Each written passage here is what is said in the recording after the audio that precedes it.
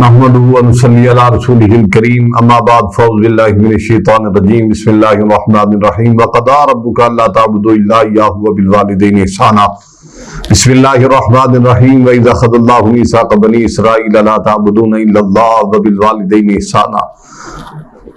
حضرات محترم، آپ کے ہاں حاضر خدمت ہونے کا مقصد یہ ہے کہ آپ کو آپ کے مسائل کا حل بتایا جائے۔ قرآن سے وہ مسئلہ جو آج کل عام ہے اس کے حل کے لیے میں آپ کے ہاں حاضر ہو چکا ہوں اللہ کے فضل و کرم سے۔ یہ کیا مسئلہ ہے؟ اولاد نافرمان ہونے کا۔ اولاد جب نافرمان ہو جاتی ہے، آپ کو معلوم نہیں والدین کی زندگی کا کیا بنتا ہے، ان کو نیند کیسے آتی ہے، ان کو پریشانی کے عالم میں کیسے وہ سوتے ہوں گے جب اولاد نافرمان ہوتی ہے۔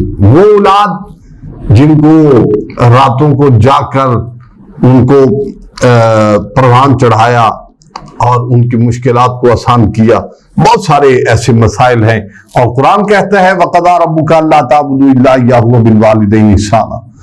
اپنے والدین پر احسان کرو۔ بنی اسرائیل کے لیے اللہ تعالیٰ نے مخاطب فرمایا تھا، اے بنی اسرائیل والو، اللہ کی عبادت کرو اور والدین پر احسان کرو۔ قرآن میں ایک اور مقام ہے جہاں فرمایا گیا ہے اُفٍّ لَكُمْ وَلِمَا تَعْبُدُونَ مِن دُونِ اللَّهِ۔ آپ والدین کے آگے اف بھی نہیں کر سکتے، اللہ تو یہ بھی پسند نہیں کرتا۔ اللہ اکبر، یہ بھی پسند نہیں ہے اللہ کی ذات اقدس کو کہ آپ والدین کے آگے اف کریں۔ اف صرف اف کرنے کے لیے بھی منع کیا گیا ہے۔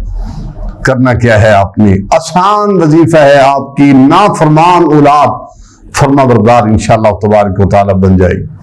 قرآن ہے، قرآن احباب، ایک قرآن جو ہے یہ درس دیتا ہے کہ والدین کی فرما برداری کی جائے۔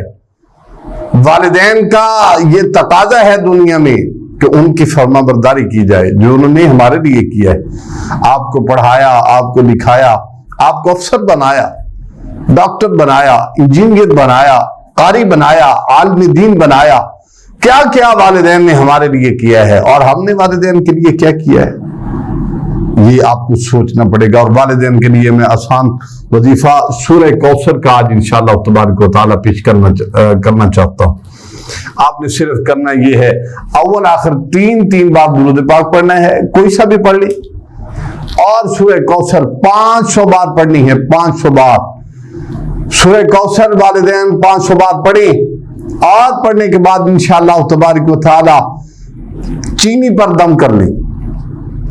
چینی پر دم کر کے اس کو سنبھال کر رکھیں گے۔ 11 دن ایسے کریں، ضرور کریں، 11 دن یہ وظیفہ ضرور کریں۔